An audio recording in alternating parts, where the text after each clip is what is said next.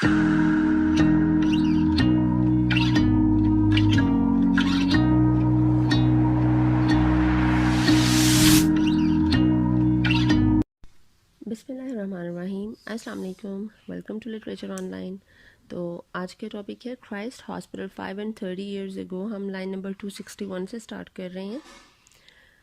इसमें जैसे कि लिखा तो लैम ने है, लेकिन इस वक्त जो बोल रहा है, जो नरेटर है, वो कॉलरेज है। ठीक है, कॉलरेज ने पिछली जो मैंने पार्ट अगर आपने सुना है तो उसमें बताया है कि किस तरह से इनकी पिटाई होती थी, जो 3 डिग्रीज थी पनिशमेंट्स की वो क्या थी। ठीक है, अब वो कह रहा है कि ये जो पनिशमेंट दी जाती थी, these solemn pageantries were not played off so often as to spoil the general mirth of the community. मतलब ये जो सॉलम कहते हैं सोबर को, डिसेंट को, या फिर सैड को, और पेजेंट्रीज कहते हैं शो ऑफ को। मतलब ये जो सज़ा दी जाती थी और जो दिखाया जाता था ना कि क्या तुम लोगों को रिजल्ट मिलेगा अगर तुम लोग कोई गलत काम करोगे, भागने की कोशिश करोगे या फिर किसी भी किस्म के कोई गलत काम करोगे, तो उसकी जो पनिशमेंट क्या होगी और क्या कॉन्सिक्वेंसेज आपको डील करने पड़ेंगे। ठीक है, वो जो शो था ये इतनी ज़्यादा नहीं हुआ करता था, मतलब ये सब कुछ इतना फ्रीक्वेंट नहीं हुआ करता था कि उससे जो कम्युनिटी है, जो क्राइस्ट हॉस्पिटल है, उसका माहौल ख़राब हो जाए। ये टॉन्ट कर रहा है अभी ये सारी ना क्राइस्ट हॉस्पिटल पे। We had plenty of exercise and recreation after school hours and for myself I must confess. वो कह रहा है मेरे पास तो मतलब हम लोगों के पास बड़ा टाइम हुआ करता था कि हम लोग प्लेंटी ऑफ एक्सरसाइज मतलब खेल कूद कर सकें, और रिक्रिएशन मतलब डिफरेंट पंगे ले सकें। ठीक है, डिफरेंट जो है वो चीज़ों में अपने आप को इन्वॉल्व कर सकें, खेलों में और ठीक है एक्टिविटी में। ठीक है, एंड फॉर माई सेल्फ, और मैं अपने लिए कहता है मैं कन्फेस करता हूँ that I was never happier then in them, कि मैं इन ये जो मैं छोटी मोटी जो स्टूपिड हरकतें खेले कूद या एक्टिविटी किया करता था, इससे ज़्यादा खुशी मुझे कभी नहीं मिली। The upper and the lower grammar schools were held in the same room. वो कह रहा है कि ये जो अपर और लोअर ग्रामर स्कूल जो हैं ये एक ही रूम में हुआ करते थे, and an imaginary line only divided their bounds, और एक इमेजिनरी लाइन जो है वो इनके दरमियान खींच दी गई थी अपर ग्रामर स्कूल में और लोअर ग्रामर स्कूल में। अब वो किस तरह से खींची गई थी? Their character was as different as that of the inhabitants on the two sides of the Pyrenees.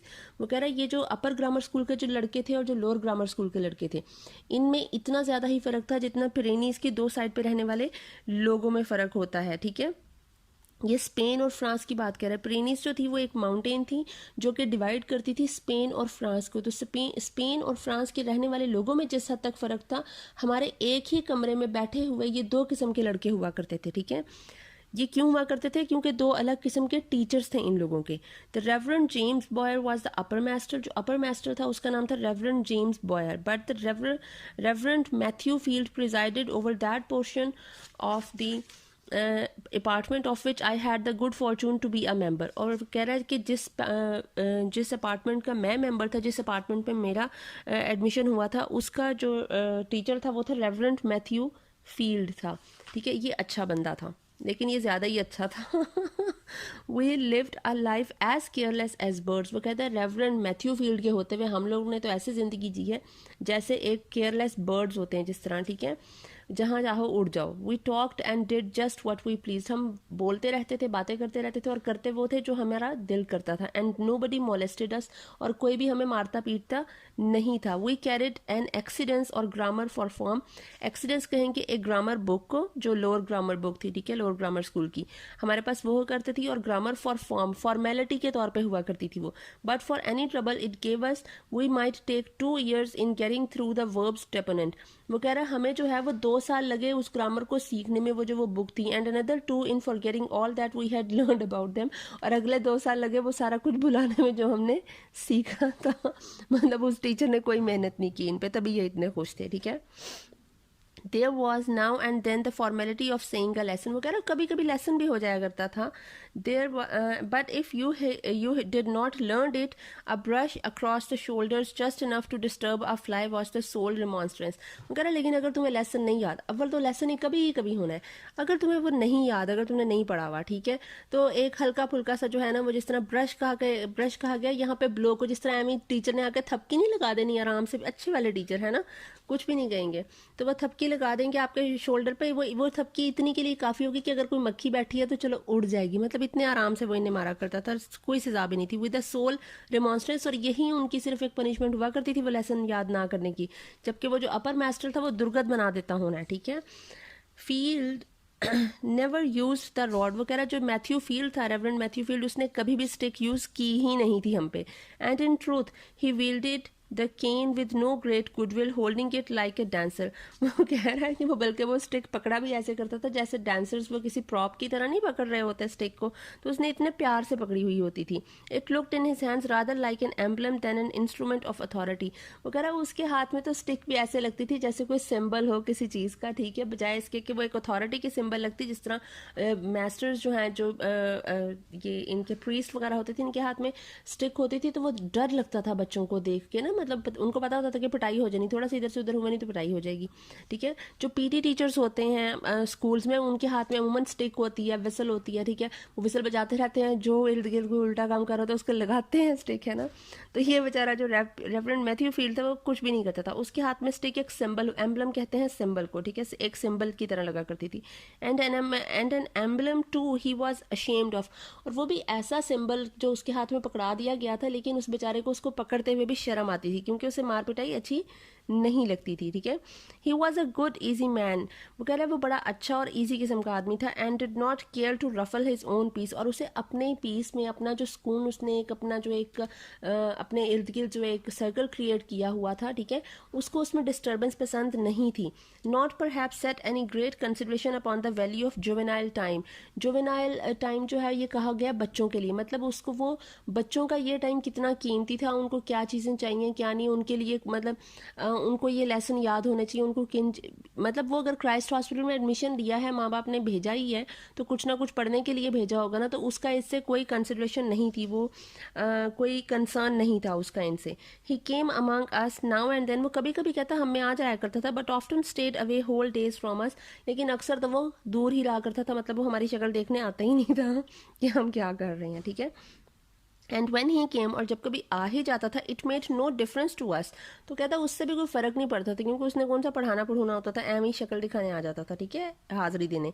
He had his private room to retire to, उसके पास अपना एक प्राइवेट रूम था जिसमें वो जाकर आराम किया करता था. The short time he stayed to be out of the sound of our noise, वो कह रहे जो थोड़े देर के लिए भी वो आता था ना हमारे पास, उसमें भी वो हमारे शोर से दूर रहना चाहता था, ठीक है, क्योंकि वो अपनी जो एक प्रिवेसी होती है, जो अपना एक जो मतलब वो अपने जो एक उसने हिसार की क्रिएट किया हुआ है, उसमें से डिस्टर्बेंस या नॉइज पसंद नहीं थी.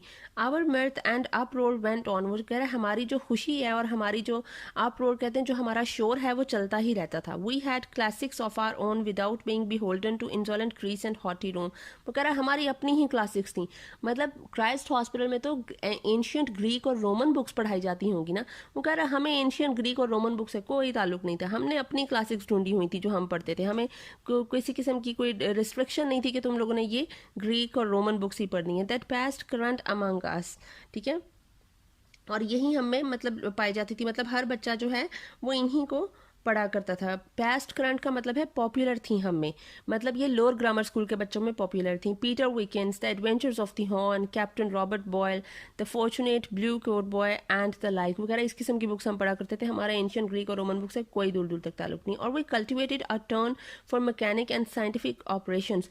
कल्टिवेटेड अ टर्न मतलब हमने शौक पैदा हो गया हमें, हमने क्या पढ़ने शुरू कर दी, साइंटिफिक किताबें पढ़नी शुरू कर दी, ठीक है. Making little sun dials of paper और weaving those ingenious parentheses called cat cradles और making dry peas to dance upon the end of a tin pipe.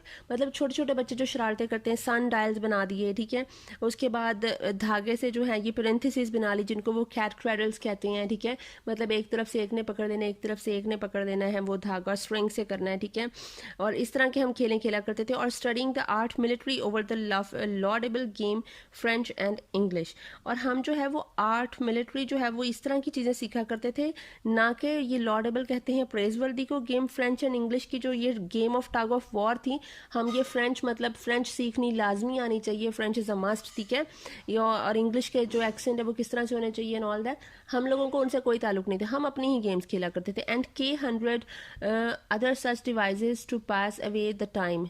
के मतलब 1000 other devices to pass away the time, मतलब हमारे पास तो ये activity based learning कर रहे हैं ना, ये तो खुद ही एक्टिविटीज़ ढूंढ रहे हैं, खुद ही कर रहे हैं. इस तरह के बच्चे ज़्यादा क्रिएटिव, ज़्यादा प्रोडक्टिव होते हैं, ठीक है, तो वो अपनी प्रोडक्टिव में कहता है हमारे पास बड़ा कुछ था करने को पढ़ाई के अलावा. Mixing the useful with the agreeable, क्या है कि हम लोग जो करते थे वो यूजफुल भी था और अग्रीएबल भी था. As would have made the souls of Rousseau and John Locke chuckle to have seen us. अब रॉसू एंड जॉन लॉक जो हैं ये फ्रेंच एंड इंग्लिश फिलोसफर्स थे, ठीक है, और इन्होंने एडवोकेट किया था that education through practical experience, education must be through practical experience. इन्होंने एक्टिविटी बेस्ड लर्निंग को जो है वो इस पर अग्री किया था और सपोर्ट किया था. वो कह रहा है ज़रूर हमें देख के ना रॉसू और जॉन लॉक जो हैं वो तो बड़े खुश होते होंगे. Matthew Field belong to that class of modest divines who affect to mix in equal proportion the gentleman, the scholar and the Christian. Matthew field जो है ये रेवरेंड मैथ्यू फील्ड जो लोअर ग्रामर स्कूल का जो teacher था, अच्छा, जो reverend Matthew field था वो उस क्लास से, उस तबके से ताल्लुक़ रखता था, उस स्कूल ऑफ थॉट से ताल्लुक़ रखता था जिनको पसंद था प्रोपोर्शन के एक इंसान जो है वो जेंटलमैन भी होना चाहिए, स्कॉलर भी होना चाहिए और एक अच्छा क्रिश्चियन भी होना चाहिए. But I know not how the first ingredient is generally found to be the predominating dose in the composition. वो कहता है लेकिन पता नहीं क्यों मुझे ऐसा लगता है कि मैथ्यू फील्ड का जो स्कूल ऑफ थॉट था उसमें वो एक जेंटलमैन बनाने पे ज़्यादा फोकस था उसका, कि एक इंसान को एक जो ह्यूमन बीइंग है उसे एक अच्छा इंसान ज़रूर होना चाहिए. मतलब एक अच्छा क्रिश्चियन होना, एक अच्छा स्कॉलर होना और लाइक द सेकेंडरी थिंग्स, ठीक है. The most important thing to be a nobleman, to be a gentleman, ठीक है. He was engaged in gay parties or with his courtly bow at some episcopal levee when he should have been attending upon us. अच्छा, वो कहता है कि वो अपनी गे parties में इन्वॉल्व होता था या फिर एपिस्कोपल लेवी कहते हैं एंजलिकन या फिर चर्च रिलेटेड जो भी मीटिंग्स होती होंगी वो उसमें इन्वॉल्व रहता था, बिजी रहता था, जबकि उसे हम पर तवज्जो देनी चाहिए थी, ठीक है. He had for many years the classical charge of 100 children. वो कह रहा है काफ़ी सालों तक ना उसको पास एक 100 चिल्ड्रन को क्लासिकल जो स्कूल ऑफ थॉट था, मतलब एंशियंट ग्रीक और रोमन बुक्स पढ़ाने का चार्ज रहा. उसकी ड्यूटी थी कि बच्चों को 100 बच्चों को क्लासिकल बुक्स पढ़ानी है. ड्यूरिंग द 4 और 5 first years of their education, बच्चों की पहले जो 4-5 साल की एजुकेशन होती है उसमें उनको क्लासिकल बुक्स पढ़ाने के लिए ड्यूटी किसकी लगी हुई थी? रेवरेंड मैथ्यू फील्ड की. And his very highest form seldom proceeded further than 2 or 3 of the introductory fables of Phaedrus. ठीक है, वो कह रहा है और जिन्होंने सबसे ज़्यादा कहीं पढ़ लिया होगा ना, उसके जो ग्रुप था जिसने कि बहुत ही ज़्यादा पढ़ लिया होगा क्लासिकल बुक्स, तो वो फेड्रस से आगे नहीं गया. फेड्रस की जो इंट्रोडक्टरी फेबल्स थे सिर्फ, ठीक है, मतलब फेड्रस की पूरी कहानी भी उन्हें नहीं पता थी. फेड्रस कौन था? ये थेसियस था, ठीक है, ये भी एक रोमन हीरो है, ठीक है. उनकी बात कह रहा है कि उससे आगे वो गए ही नहीं, उनको नहीं पता था. How things were suffered to go on this I cannot guess. वो कह रहे हैं चीज़ें चल कैसे रही थी मेरी समझ से बाहर है. Boyer, who was the proper person to have remedied these abuses, always affected, perhaps felt a delicacy in interfering and province not strictly his own. अब यहाँ पे jealousy आपने देखनी है कि अगर एक टीचर तवज्जो नहीं ना दे रहा, दूसरे को नज़र आ रहा है कि वो कर नहीं रहा, लेकिन वो बच्चों के मुस्तकबिल का यहाँ पे कोई भी नहीं सोच रहा. हर बंदा अपने नंबर बनाने के बारे में सोच रहा है. अब यहाँ पे ये आयरॉनिक हो रहा है, टॉन्ट कर रहा है, ठीक है. वो कह रहा है जो बॉयर था, जो अपर स्कूल का टीचर था, who was the proper person to have remedied these abuses, जो इन चीज़ों को, इन abuses को, इन ये जो जहाँ पे ये जो flaws रह गए थे इनको वो ओवरकम कर सकता था, रेमेडी कर सकता था इनको. ऑलवेज अफेक्टेड, उसने हमेशा प्रिटेंड किया. Perhaps felt a delicacy in interfering, मतलब वो हेजिडेंट फील करता था. Interfering in a province not strictly his own, कि वो कहता था वो इसमें इंटरफेयर नहीं करता था, ठीक है, कि ये उसका जो है, ये उसका ग्रुप नहीं है बच्चों का पढ़ाने का. हालांकि एक ही कमरे में पढ़ा रहे हैं, अगर एक ही कमरे में पढ़ा रहे हैं जहाँ पे वो अपने 100 बच्चों को पढ़ा रहे हैं, इनको भी लेके बैठ जाए कि ये लोग पढ़ लो. वो जो मर्जी कर रहे हैं, उनको उनके हाल पे छोड़ा हुआ है, ठीक है, अपने नंबर बनाने के चक्कर में कि मेरा रिजल्ट अच्छा है, जो टीचर्स अमूमन करते हैं, ठीक है. I have not been without my suspicion that he was not altogether displeased at the contrast we presented to his end of the school. वो कह रहा है मेरा शक इसमें कोई वो नहीं है, मतलब not been without my suspicion. वो कह रहा है कि मुझे कोई इतना शक भी नहीं है, बल्कि ये यकीनी बात है कि उसको ये जो फ़र्क नज़र आता था ना, दोनों टीचर्स के स्टूडेंट्स में जो फ़र्क नज़र आता था, इससे वो इतना नाखुश नहीं था, बल्कि मिस्टर बॉयल जो है वो खुश था इस फ़र्क को दिखाने से, क्योंकि वो लोगों के सामने वाज़ेह फ़र्क नज़र आता था दोनों तरह के बच्चों में. और उसके बच्चे क्योंकि बड़े डिसिप्लिन नज़र आते थे, तो वो लोगों को दिखाना चाहता था कि देखो ये मेरे बच्चे हैं, ठीक है, ये उस टीचर के बच्चे हैं, तो देखो उन्हें कुछ भी नहीं पता, वो तो शोर कर रहे हैं, तंग कर रहे हैं, उनको तो अकल तमीज़ ही नहीं है. We were a sort of helots to his young Spartans. अच्छा, हेलट्स थे रोमन स्लेव्स, ठीक है, वो रोमन स्लेव्स थे. और स्पार्टन्स आपको पता है जो ग्रीक स्पार्टा था, आपने अगर मूवी शूवी भी देखी हुई है, ये 300 देखी है या फिर स्पार्टन्स देखी है, सीजन्स भी आए हुए हैं, तो ये जो स्पार्टन्स थे ये बड़े स्ट्रॉन्ग दिखाए गए थे और ठीक है बड़े डिसिप्लिन हुआ करते थे और बड़े वॉरियर किस्म के थे। तो वो कह रहा है हम एक किस्म के ना वो हेलट्स थे उन स्पार्टन्स के लिए। स्पार्टन्स थे मिस्टर बॉयर के बच्चे और हेलट्स थे मिस्टर मैथ्यू फील्ड के बच्चे, ठीक है, उनके जो स्टूडेंट्स थे। क्यों? क्योंकि एक दफ़ा स्पार्टन्स को दिखाने के लिए कि उन पे जो सख्ती की जा रही है, जो स्ट्रिक्टनेस है, जो डिसिप्लिन उनको दिया जा रहा है, ठीक है, ये सारा कुछ किस लिए है? उनको बेहतरीन बनाने के लिए है। उनको दिखाए गए हेलट्स जो रोमन स्लेव्स थे उनको पहले तो अच्छी तरह ड्रंक किया गया, ठीक है, ड्रंक करके उनको दिखाया गया स्पार्टन्स को कि देखो ये हालत होती है जब जो बच्चे डिसिप्लिन में नहीं रहते, जिन पे कोई स्ट्रिक्टनेस नहीं होती, जिन पे जो है वो कंसिडरेशन नहीं होती, तो वो बच्चे ये हाल होता है। तो तुम लोग ये बनना चाहते हो या फिर जो हम तुम्हें बना रहे हैं वो बना चाहते हो? उन्होंने जाहिर है उनको सबक दिया है किस्म का हेलट्स को दिखाकर। तो वो कह रहे हम भी एक किस्म के हेलट्स थे उन स्पार्टन्स के लिए। He would sometimes with ironic deference sent to borrow a rod of the under master। वो कह रहा कभी कभी ना वो एमी मजाक उड़ाने के लिए, ठीक है, वो क्या करता था, वो अपने अपर स्कूल के बच्चे को किसी को भेज देता था हमारी तरफ कि जाओ जाकर अंडर मास्टर की रॉड लेकर आओ, स्टिक लेकर आओ, विद सैडोनिक ग्रीन। सैडोनिक कहते हैं मॉकिंग को और ग्रीन कहते हैं स्माइल को, मतलब तंजिया हंसी के साथ वो कहता था to one of his upper boys how neat and fresh the twigs looked. वो कह रहा है कि ये जो शाखें हैं, ये जो स्टिक है, कितनी नीट और फ्रेश लग रही, मतलब इससे कभी किसी को मार ही नहीं पड़ी। While his pale students were battering their brains over Xenophon and Plato। जबकि उसके वो जो बच्चे थे वो बेचारे पीले हो रहे होते थे डर की वजह से और वो पढ़ रहे होते थे बैटरिंग देयर ब्रेन्स, मतलब अपने दिमाग की दही कर रहे होते थे फुल फ्लेज पढ़ रहे होते थे, रट्टे लगा रहे होते थे ओवर जेनोफोन जो ये ग्रीक राइटर था, ठीक है, एंशियंट ग्रीक राइटर था, एंड प्लेटो फिलोसफर था, ठीक है, with a silence as deep as that enjoyed by the Semite। Semite कहेंगे ग्रीक पिथागोरस को who came from Samos, ठीक है, उसको कहेंगे। उसने क्या किया था, पिथागोरस जो है वो आपने अगर आपको मैथमेटिशियन था ये, फीसागोरस के आप लोग वो पढ़ते होते थे उर्दू में, ठीक है, मसले पता नहीं थेरम्स होते थे, तो उससे ये लिया गया कि वो उस बंदे ने पिथागोरस ने क्या किया था, उसने अपने स्टूडेंट्स को 5 साल अपने से क्वेश्चन नहीं करने दिया था। उसने कहा था उसने 5 साल उनको सिर्फ पढ़ाया, क्या तक क्वेश्चन नहीं करना भी मुझसे, जब तक मैं बताना ना दूं तुम लोगों को, 5 साल के बाद मुझसे क्वेश्चन करना शुरू करने तुमने। तो 5 साल उसके स्टूडेंट्स ने सिर्फ उसे सुना और 5 साल के बाद उससे क्वेश्चन करने शुरू किए थे। तो वो कह रहा है ऐसा ही खामोशी से इन बच्चों को बेचारों को पढ़ना पड़ता था कि इनको क्वेश्चन करने की इजाज़त नहीं थी, ठीक है। We were enjoying ourselves at our ease in our little Goshen. Goshen कहते हैं छोटी सी कम्युनिटी को, या फिर आप समझ लें एक आइलैंड टाइप को, कि हम लोग अपनी छोटी सी दुनिया में बहुत ज़्यादा खुश थे और अपनी ज़िंदगी जी रहे थे। We saw a little into the secrets of his discipline and the prospect did but the more reconcile us to our Lord.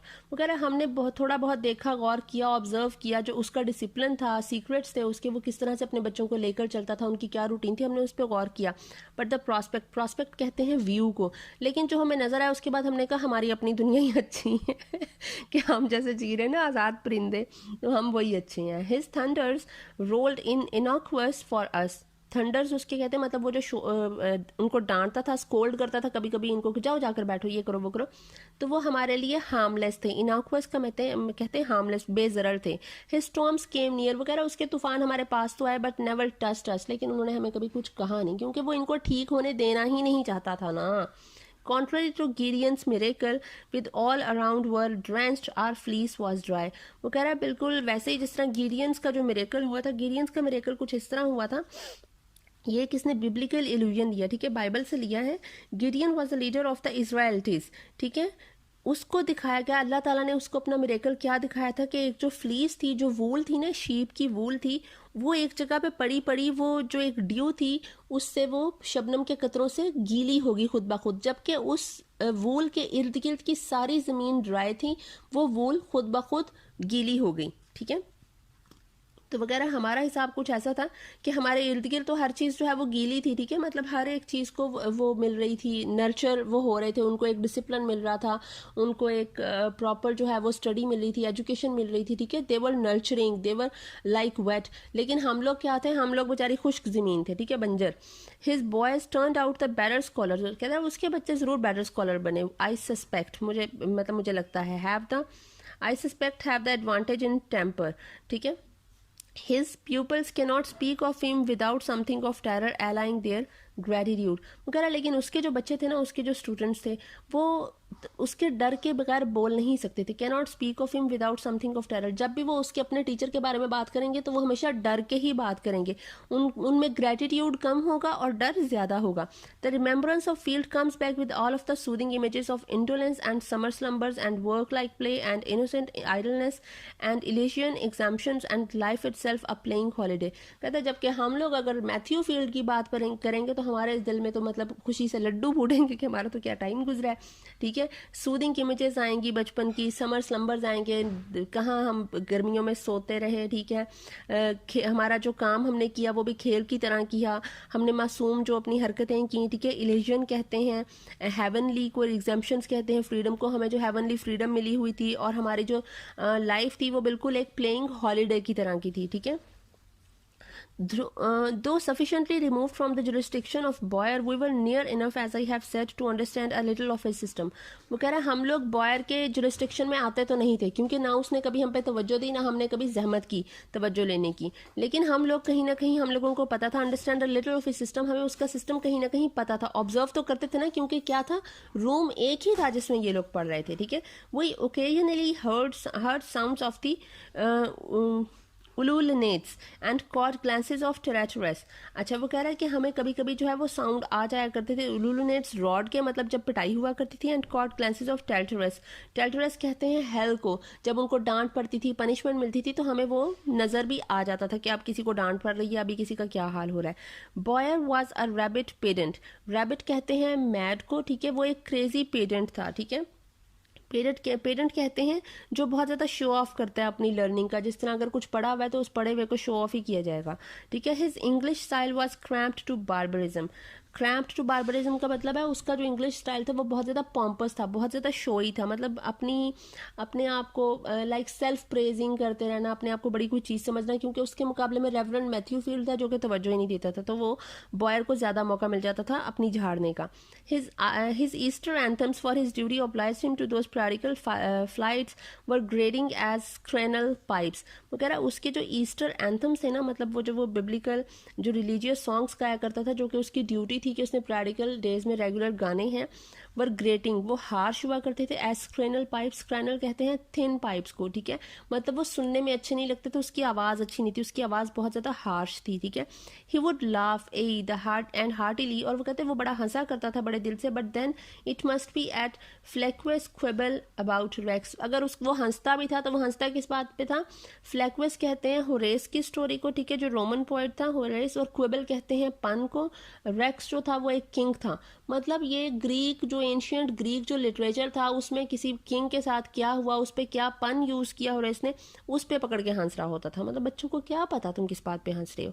और एट द ट्रिस्टिक्स सिविलिटीज इन बुलूटू, ये कहते हैं the puritanic gravity in his face, जो उसके face पे एक प्योरिटेनिक gravity थी, ठीक है, उसमें, और इंस्पाइसिसर इन पेटिनेस, ठीक है, ये कहते हैं gaze into the stew pans, ठीक है, वो जो मतलब घूर के देखता था, of Terence and thin chest which at their first broaching could hardly have had viz enough to move a Roman muscle। मतलब वो जो हंसता होता था और जो वो जिस जोक पे हंसता था वो इस काबिल भी नहीं होते थे कि किसी रोमन को ही उस पे हंसी आ जाती।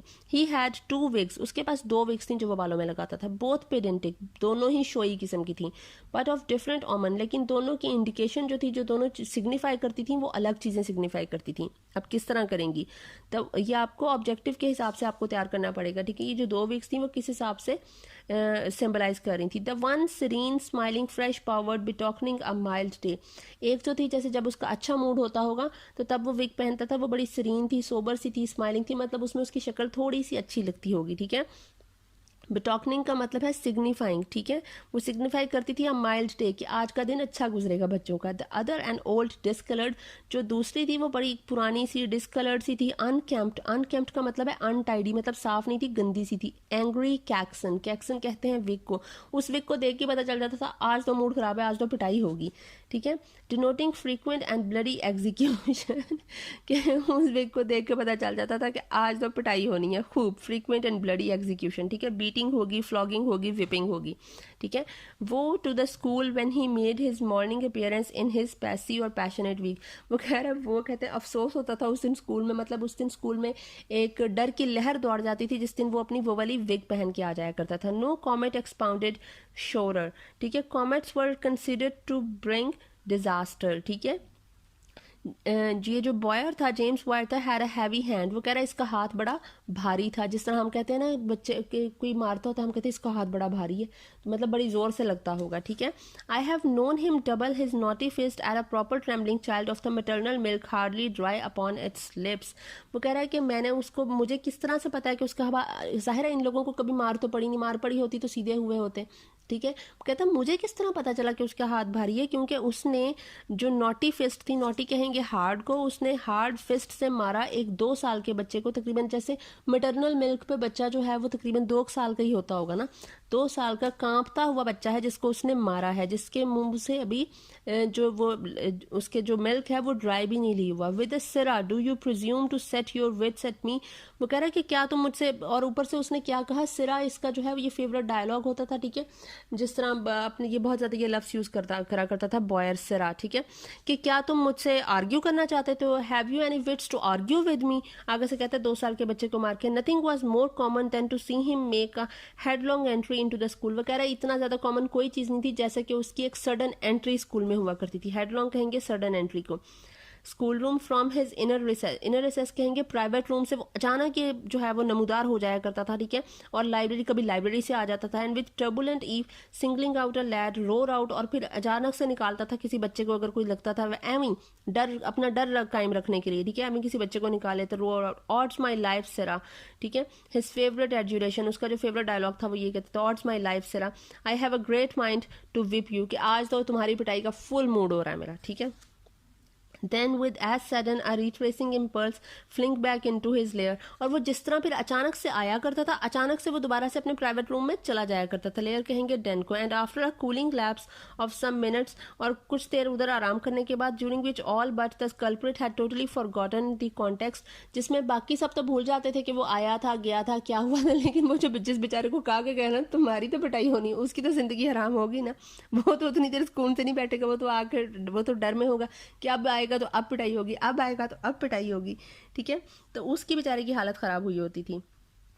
But all drive headlong out again, कि वो अचानक से दोबारा आएगा, piecing out his imperfect sense as if it had been some devil's litany with the expletory yell and I will too, ठीक है, कि मतलब मैं ये सब कुछ करूंगा। मतलब जब वो बाहर निकला करता था, डेविल्स लिटनी का मतलब है जिस तरह एक डेविल प्रेयर करता है, इस तरह से वो कोई प्रीस्ट की या कोई बाइबल की प्रेयर सुनाया दिया करता था विद द एक्सप्लेटरी येल। एक्सप्लेटरी कहते हैं विच कंप्लीटेड द सेंस, ठीक है। मतलब वो पूरी प्रेयर सुनाने के बाद वो एंड पे कहा करता था एंड आई विल टू, कि मैं भी यही करूंगा, ठीक है। मतलब वो अपने आप को बड़ा कुछ समझाना चाह रहा था कि मैं बहुत ही ज्यादा रिलीजियस हूँ, ठीक है। तो इन his gentler moods when the rabbitous furor was assuaged, he had generous mood, मतलब जब वो कभी अच्छे मूड में भी हो जाता होगा। when the rabbitous furor, rabbitous कहेंगे मैड को, फ्यूरर कहेंगे एंगर को। जब उसका वो जो एक क्रेजी एंग्री एक इंसान होता था, was assuaged, वो काम डाउन होता था, मतलब उसके अंदर का वो जो एक क्रेजीनेस थी वो थोड़ी सी काम डाउन हुआ करती थी। he had resort to an ingenious method peculiar for what I have heard to himself of whipping the boy and reading the, मतलब जब उसका बेचारे का मूड अच्छा होता था, मारना तब भी है उसने, पिटाई तब भी होनी है, लेकिन वो पिटाई का तरीका थोड़ा डिफरेंट हो जाता था। वो कह रहा है कि मैंने सुना हुआ है of whipping the boy and reading the debates, के साथ में बच्चे को पिटाई पड़ती रहती थी और साथ में कोई ना कोई स्पीच रीड किया करता था। At the same time a paragraph and a lash between, के साथ में पैराग्राफ पढ़ा जा रहा है, कोई स्पीचेस का, स्पीचेस कौन सी होती थी, जो न्यूज़पेपर रिपोर्ट करते थे, पार्लियामेंट्री स्पीचेस जो लिखी जाती थी न्यूज़पेपर्स में, वो कह दिया करता था ये पढ़ना शुरू कर दो, और उधर से बच्चे की पिटाई शुरू हो जाती थी। Which in those times when parliamentary oratory was most of a height and flourishing in these realms।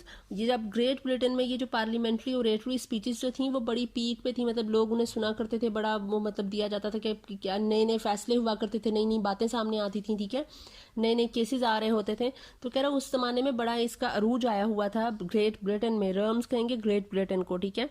Oratory speeches का पार्लियामेंट में, was not calculated to impress the patient. वो कह रहा है लेकिन ये पेशेंट के लिए अच्छा नहीं था ये जो ओरेटरी स्पीचेस थी। पेशेंट कौन है? वो बच्चा जिसकी पिटाई हो रही है।